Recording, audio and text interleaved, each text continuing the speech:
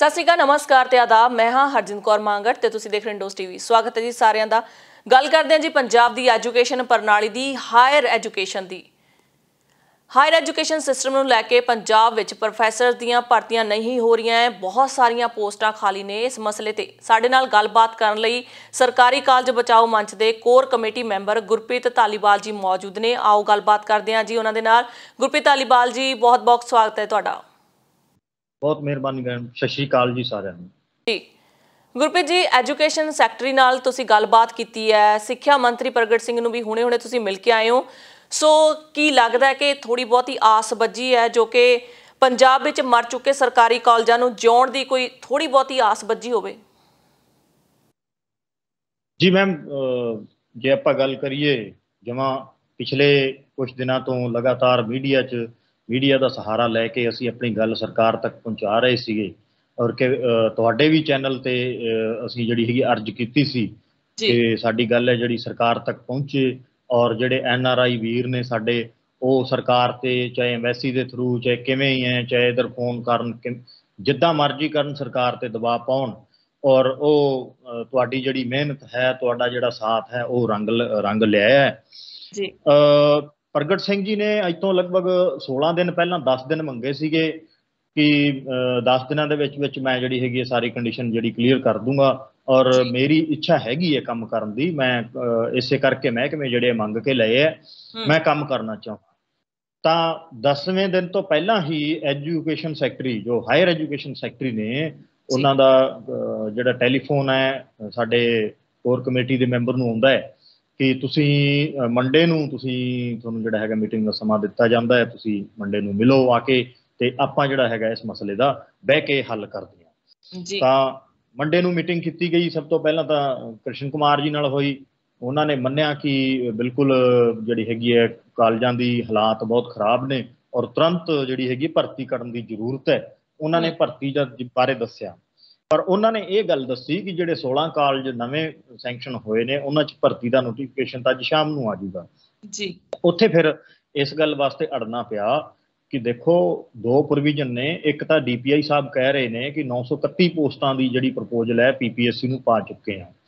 दूजी गल है कि हुणे कैप्टन साहब अस्तीफा देने तो बाद 16 कॉलेज तो 50 सैंक्शन करने सी जो इन्होंने मैनीफेस्टो च कहा सी, पर चलो 16 कालजां की गलबात हुई है और बन भी रहे ने, किते नहीं भी बन रहे, कईयां दे नहीं पत्र रखे जा चुके। तो वो देखो स्टाफ तो बिना नहीं चलने हैगे। उन्हां दे विच 160 पोस्टां की वो गल कह रहे थे। तो फिर उन्होंने कहा जी नहीं इस तरह नहीं होना चाहिए, सारिया पोस्टां निकलनियां चाहिए, कॉलेज तो दूजे भी खाली पे ने। तो उन्होंने कहा सरकार नाल गल करो। तो सरकार आपां समझते हैं भी जिहड़ा कैबिनेट मिनिस्टर उस महकमे दा वो तो भाव लिया जाता है। उन्होंने नाल कॉन्टैक्ट किया, जिहड़ी हैगी मीटिंग सानूं मिल गई शाम नूं 4 साढ़े 4 बजे प्रगट सिंह जी पंजाब भवन दे विच।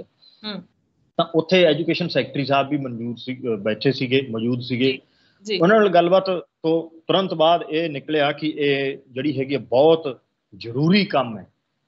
जिहड़े हैगे कॉलेज साडे है जिहड़े मर चुके हैं और BEd कॉलेज तो टोटली मर चुके हैं क्योंकि पंजाब दे विच सिर्फ 4 BEd कॉलेज ने और उन्हां दे विच जिहड़ियां सीटां सी पहलां 500 सी वो घटा के जिहड़ियां 250 कर दित्तियां गईयां और प्राइवेट कॉलेज जिहड़ा हैगा एक प्राइवेट कॉलेज है 250 सीट लई बैठा। ये साहब तुसीं पहलां भी दस्सिया सी कि कुछ अजिहे कॉलेज सन जिन्हां दे विच कोर्सेज नूं ही खत्म कर दित्ता गया कि इन्हां कोर्सेज दी साडे कॉलेज दे विच अवेलेबल नहीं हैगे। सो इस दा भी मुख कारण है जी कि कोर्स हौली हौली कोर्स खत्म कर दिते, फिर कॉलेजेस बंद कर दिते। देखो जी, जे आपां BEd की गल करिए, BEd जिहड़ा हैगा कोर्स ये टीचर बनने का कोर्स है और टीचर आबादी वधदी रहनी है, नवें बच्चों का जन्म हुंदा रहना है और टीचरां की लोड़ तो हमेशा रहनी है जी। पर गल ये है कि पंजाब सरकार सिर्फ 250 टीचर बनाउंदी है और जिहड़े प्राइवेट कॉलेज है वो हज़ारां की तादाद टीचर बनाउंदे ने। उन्हां दी किते ना किते क्वालिटी च फर्क हैगा। ना तो प्राइवेट कॉलेजां ने वैल क्वालीफाइड स्टाफ रखा है, जो वैल क्वालीफाइड स्टाफ है तो उन्होंने तनख्वाहां बड़ियां निगुणियां दित्तियां जांदियां, 4-4 जिवें मैं होर इंटरव्यूज़ च पिछले गेड़े की गल की सी। तो मौके पर जिहड़ा हैगा 1 घंटे के बाद उन्होंने एजुकेशन सैकटरी ने DPI साहब नूं चिट्ठी लिखी कि असीं ये जिहड़ियां पोस्टां कढणियां चाहुंदे हैं क्योंकि ये एग्जैक्टिव जोड़े अधिकारी ने DPI साहब होंगे ने, तो DPI साहब ने दूजे दिन जी हैगी है एडवरटाइजमेंट एक जारी की कि इस तरह पोस्टां पर जड़ियां है भरियां जाणगियां और ये PPSC तो बाहर भरियां जाणगियां। जे PPSC के अंडर लैके जाने तो अजे तक PPSC का चेयरमैन नहीं लग्या है, 4 महीने हो गए। फिर PPSC का प्रोसीजर है जो इन्ना डिफिकल्ट है कि 6-7 महीने भर्ती नहीं सी हो सकती, इस करके PPSC के परव्यू तो बाहर लिया के ये पोस्टां जड़ियां कढ़ियां जा रही हैं। 2 यूनीवर्सिटियां की जी इनवॉल्वमेंट ये रहेगी, वंड के सीटां दित्तियां गई ने, 4 मैंबरी कमेटी बनाई गई हैगी है, वो वाइस चांसलर ने और हरेक दोनों यूनीवर्सिटियां के मतलब वक्रो वक्रे, और 555 पोस्टां का जोड़ा है वो एक यूनीवर्सिटी की जिम्मेवारी लाई है, 603 पोस्टां की जिम्मेवारी एक यूनीवर्सिटी की लाई है। उन्होंने जिम्मेवारी है भर्ती कंडक्ट कराना और शर्त यह है कि 45 दिनों के भर्ती पूरी करनी है। अच्छा जी, ये तो हो गया वधिया गल। हुण जिहड़ा दूजा मसला उठ के सामने आउंदा है कि देखो सरकार ने वादा किया 50 कालजां दा, वो 50 कालज खुलने चाहिए। दूजी गल जिहड़ियां पोस्टां की गल की है, इन्हां दी गिणती किते ना किते काफ़ी जिहड़ी हैगी घट हैगी है, क्योंकि 1873 पोस्टां सैंक्शन ने, उन्हां दे विचों 347 प्रोफैसर तुहानूं पहलां भी दस्सिया सीगे और 39 डेपूटेशन ते चंडीगढ़ ने और 32 प्रोफैसर है जिहड़े रिटायर हो जाने ने। कुल मिला के 276-78 प्रोफैसर रह जाने हैं ये 1873 दे विचों। तां बाकी पोस्टां जिहड़ियां 1609 ਜਾਂ 10 ਬਣਦੀਆਂ ਨੇ, ਤਾਂ ਪਹਿਲੀ ਗੱਲ ਤਾਂ ਉਹਨਾਂ ਚੋਂ ਹੀ ਇਹ ਘੱਟ ਨੇ पोस्टां। दूजी गल पंजाब दे विच कॉन्स्टीट्यूएंट कॉलेज खुले हुए ने। कॉन्स्टीट्यूएंट कॉलेज हुण अपने दर्शक पुछ सकते भी की चीज़ हुंदी है। 2009 दे विच डॉक्टर मनमोहन सिंह दे ध्यान च आया कि देश दे विच जिहड़े हैगे पेंडू इलाके शहर तो दूर जिहड़े लोग ने वो शहरां च नहीं आ रहे, इस करके जिहड़ी हायर एजुकेशन की लिटरेसी रेट है वो बहुत घट है। जे हुण भी गल करिए तो ऑल इंडिया की 27.9% है और पंजाब की 19.4% है। तो उन्होंने एक स्कीम लॉन्च की कि जमीन जिहड़ी हैगी कॉलेज बनाउण वास्ते वो उत्थों जिथे बनवाना चाहुंदे ने लोग वो दान करनगे, चाहे वो पंचायती है चाहे वो शामलाट जिवें मर्जी है, जमीन उपलब्ध करवा देन। बिल्डिंग का या होर इंफ्रास्ट्रक्चर है वो सेंटर गौरमेंट उपलब्ध करवा देगी और जिहड़ी टीचर है प्रोफैसर है भर्ती करनी है जी सरकार का काम, स्टेट गौरमेंट की जिम्मेवारी होगी और उन्होंने तनख्वाह भी स्टेट गौरमेंट देगी। इस तरह के हरजिंद 32 कॉलेज जिहड़े हैगे खुले सी, पर पंजाब सरकार ने एक कॉलेज तो बंद ही करता और जिहड़े 31 कॉलेज हैगे आ वो आपदे गल चों ला के यूनीवर्सिटियां नूं, जिहड़ियां 3 यूनीवर्सिटियां अपनी सरकारी ने, state यूनीवर्सिटियां Punjabi university Patiala, Guru Nanak Dev university जी अमृतसर और जिहड़ी हैगी है पंजाब यूनीवर्सिटी चंडीगढ़, इन्हां दे गल च पा दित्ते गए है।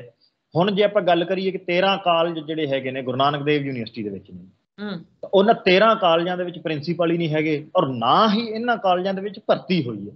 हुण 31 कॉलेज ने, जे आपां गल करिए तो लगभग 13 तो 1500 पोस्ट इहदे च बनदी है, तो वो भी हजे खाली पईयां। देखो पहलां वालियां चों भी रह गईयां, 600-700 पोस्ट पहलां वालियां चों रह गई, फिर 1500 पोस्ट लगभग इन्हां चों रह गई। फिर जे आपां गल करिए रीजनल सेंटर हैगे ने यूनीवर्सिटियां दे, हरेक यूनीवर्सिटी दे 3-3 4-4 ਜਾਂ 2-2 हैगे रीजनल सेंटर, उत्थे भी प्रोफैसर चाहिए, यूनीवर्सिटी लैवल के प्रोफैसर चाहिए ने, वो पोस्टां भी खाली पईयां।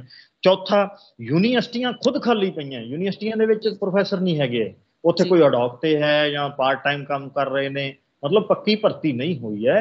इस करके असीं इस जिहड़ा मंच का नाम रखिया सी कॉलेज बचाओ मंच या हायर एजुकेशन नूं बचाओ, क्योंकि ये बिल्कुल गर्त दे विच जा चुकी सी। सो सानू आस वज्जी है कि यह भर्ती जिहड़ी हैगी है आई है, इहदा असीं स्वागत करते हैं और बहुत सारे जिहड़े होर मसले ने वो बकाया ने, जिवें तुहानूं मैं दस्सिया कि इन्नियां पोस्टां बनदियां सी, उहदे चों प्रगट सिंह जी कह रहे एक बारी इन्नी भर्ती कर लैण दिओ बई, जे सारी कर लोगे तो सरकार नूं की जिहड़ी हैगी दिक्कत हैगी है और सरकार के खजाने च की कमी है। चन्नी साहब तो कहते भी सरकार का खजाना भरिया है, भरिया सी ते भरिया रहूगा, ये परसों उन्हां दा बयान है। और जिहड़े एक सब तो हासोहीणी गल जिहड़ी मैनूं लगी कि जिहड़े कॉन्स्टीट्यूएंट कॉलेज गुरु नानक देव यूनीवर्सिटी नूं दित्ते उत्थे प्रिंसीपल नहीं हैगे, तो उन्होंने OSD नां दे एक ऑफिसर बनाए हुए ने, स्पैशल ड्यूटी हैगे ने। ਤਾਂ ਉਹਨਾਂ ਨੂੰ ਕੀ ਹੈ, ਹਫ਼ਤੇ 'ਚ ਇੱਕ ਦਿਨ ਬੁਲਾ ਲਿਆ ਜਾਂਦਾ ਹੈ। ਪ੍ਰਿੰਸੀਪਲ ਦੇ ਜੋ ਵੀ ਲੈਵਲ ਦੇ ਜੋ ਵੀ ਸਿਗਨੇਚਰ ਕਰਨੇ ਹੁੰਦੇ ਆ, ਫਾਈਲਾਂ ਦੇਖਣੀਆਂ ਹੁੰਦੀਆਂ, ਉਹਨਾਂ ਤੋਂ ਸਾਈਨ ਕਰਵਾ ਕੇ 1500 ਰੁਪਏ ਦਿਹਾੜੀ ਉਹਨਾਂ ਨੂੰ ਦੇ ਕੇ, ਮਤਲਬ ਮਹੀਨੇ ਦੇ ਵਿੱਚ ਕਹਿ ਲਓ ਉਹਨਾਂ ਨੂੰ 6000 ਰੁਪਇਆ ਜਿਹੜਾ ਹੈਗਾ OSD ਨੂੰ। ਸੋ ਇਹ ਬੜੀ ਮੰਦਭਾਗੀ ਗੱਲ ਹੈ ਜੀ, ਇੱਕ ਪ੍ਰਿੰਸੀਪਲ ਦੀ ਜਿਹੜੀ ਪੋਸਟ ਹੈ ਉਸ ਨੂੰ ਸਿਰਫ ਇੱਕ ਦਿਨ ਦੇ ਲਈ 1500 ਰੁਪਏ ਪਿੱਛੇ ਬੁਲਾਇਆ ਜਾਂਦਾ ਤੇ ਮਹਿਜ ਉਹਦੀ 6000 ਤਨਖਾਹ ਜਿਹੜੀ ਬਣਦੀ ਹੈ। ਬੜੀ ਮੰਦਭਾਗੀ ਹੈ ਗੱਲ ਹੈ ਜੀ। ਸਾਰੀਆਂ ਇਹ ਪ੍ਰਪੋਜ਼ਲ ਰੱਖੀ ਉਹਨਾਂ ਨੇ ਕਿ ਇਸ ਤਰ੍ਹਾਂ ਹੋਵੇ, ਪਰ ਅਸੀਂ ਇਸ ਦੇ ਖਿਲਾਫ ਹੈ। ਇਹ ਨਹੀਂ ਹੋਣਾ ਚਾਹੀਦਾ। ਪ੍ਰੋਫੈਸਰ ਦੀ ਡਿਗਨਿਟੀ, ਪ੍ਰਿੰਸੀਪਲ ਦੀ ਡਿਗਨਿਟੀ, ਉਹਦੀ ਕੁਆਲੀਫਿਕੇਸ਼ਨ, ਉਹਦਾ ਐਕਸਪੀਰੀਅੰਸ, ਉਹਦੀ ਜਿਹੜੀ ਗਰਿਮਾ ਹੈ ਉਹਨੂੰ ਬਣਾਏ ਰੱਖਿਆ ਜਾਵੇ। ਉਸ ਦੇ ਹਿਸਾਬ ਨਾਲ ਹੀ ਜਿਹੜੀ ਹੈਗੀ ਉਹਨੂੰ ਤਨਖਾਹ ਤੇ ਹੋਰ ਭੱਤੇ ਦਿੱਤੇ ਜਾਣ। ਇਹ ਸਾਡੀ ਡਿਮਾਂਡ ਹੈ। ਬਿਲਕੁਲ।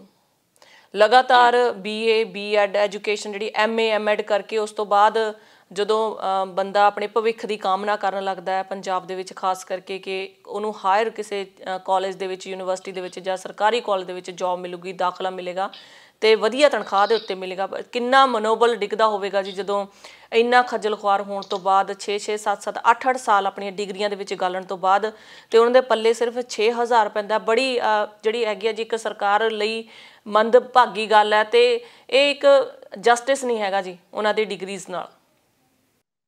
ਜੀ ਬਿਲਕੁਲ, ਇਹ ਵੀ ਮੁੱਦਾ ਉੱਠਿਆ ਹੈ ਪਿਛਲੇ ਕਈ ਸਾਲਾਂ ਤੋਂ। ਗੈਸਟ ਫੈਕਲਟੀ ਔਰ ਪਾਰਟ ਟਾਈਮ ਔਰ ਰਿਸੋਰਸ ਪਰਸਨ, ਇਹ ਸਰਕਾਰ ਨੇ ਜਿਹੜੀਆਂ ਹੈਗੀਆਂ ਪੈਸਾ ਬਚਾਉਣ ਵਾਸਤੇ ਕੈਟੇਗਰੀਆਂ ਜਿਹੜੀਆਂ ਖੜੀਆਂ ਕੀਤੀਆਂ ਗਈਆਂ।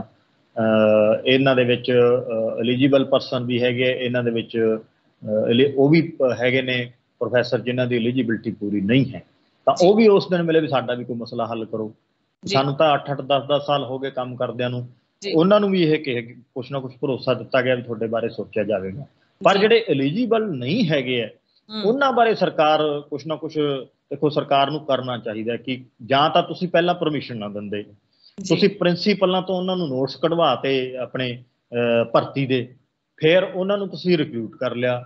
ਉਹ ਲਗਾਤਾਰ ਕੰਮ ਕਰ ਰਹੇ ਨੇ, ਚਾਹੇ ਉਹ ਮਹੀਨੇ 'ਚ ਸਾਲ 'ਚ 8 ਦਿਨ ਹੀ ਕਰਦੇ ਆ। ਅੱਛਾ, ਉਹਨਾਂ ਨੂੰ ਤਨਖਾਹ ਵੀ ਨਿਗੁਣੀ। ਹੁਣ ਉਹਨਾਂ ਦੀ ਕੋਈ ਓਵਰਏਜ ਹੋ ਗਿਆ, ਕੋਈ ਕੁਛ ਹੈ, ਤਾਂ ਸਰਕਾਰ ਨੂੰ ਉਧਰ ਵੀ ਧਿਆਨ ਦੇਣਾ ਚਾਹੀਦਾ। ਉਹਨਾਂ ਦੀਆਂ ਵੀ ਕੁਛ ਮੰਗਾਂ ਨੇ।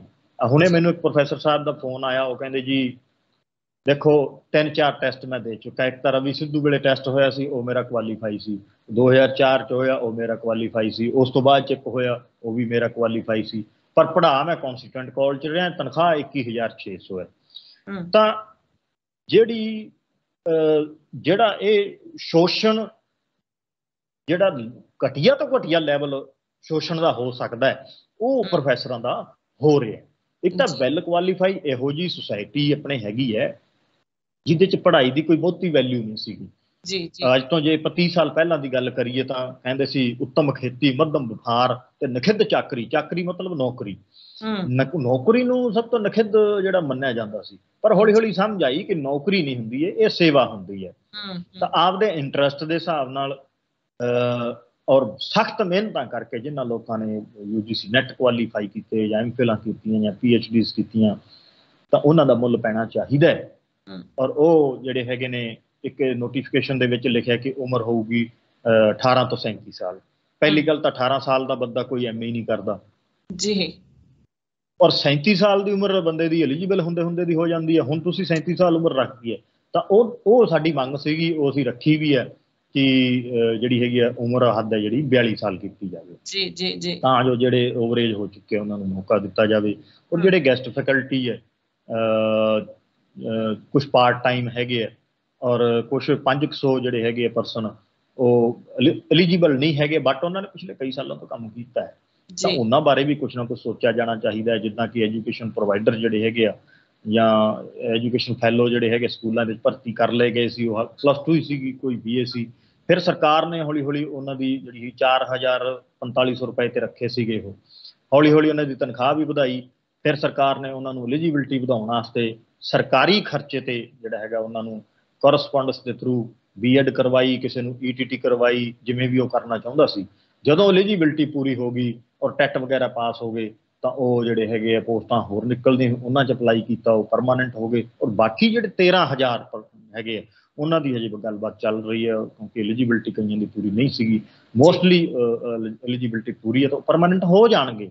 ਤਾਂ ਇਸ ਤਰ੍ਹਾਂ ਦੀ ਜਿਹੜੀ ਹੈਗੀ ਸਰਕਾਰ ਪਾਲਿਸੀ ਇਹਨਾਂ ਵਾਸਤੇ ਵੀ ਲੈ ਕੇ ਆਵੇ, ਤਾਂ ਜੋ ਇਹਨਾਂ ਦਾ ਭਵਿੱਖ ਵੀ ਜਿਹੜਾ ਹੈਗਾ ਸੁਰੱਖਿਅਤ ਹੋ ਸਕੇ। ਜੀ ਬਿਲਕੁਲ ਗੁਰਪ੍ਰੀਤ ਧਾਲੀਵਾਲ ਜੀ, ਬਹੁਤ ਬਹੁਤ ਸ਼ੁਕਰੀਆ ਸਾਰੀ ਜਾਣਕਾਰੀ ਦੇ ਲਈ। ਤੁਸੀਂ ਬਹੁਤ ਹੀ ਵਧੀਆ ਕੰਮ ਕਰ ਰਹੇ ਹੋ ਆਪਣੇ ਸਰਕਾਰੀ ਕਾਲਜ ਬਚਾਓ ਮੰਚ ਦੇ ਜ਼ਰੀਏ।